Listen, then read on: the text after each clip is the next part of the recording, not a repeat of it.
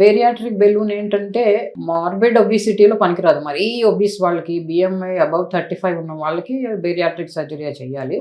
కానీ moderate obesity ఉండి ఒక 10 నుంచి 15 కిలోలు తగ్గాల్సిన వాళ్ళకి బాగా యూస్ఫుల్ అవుతుందండి.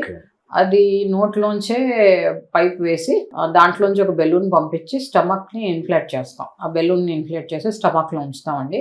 యూజువలీ దాంతో ఏంటంటే 3 నెలల్లో 10 కేజీలు వెయిట్ లాస్ వస్తుంది.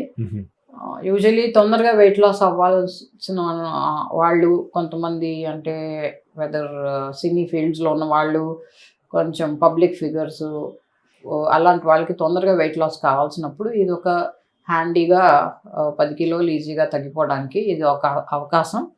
తర్వాత 3 నెలల్లో ఆ బెలూన్ తీసేస్తామండి.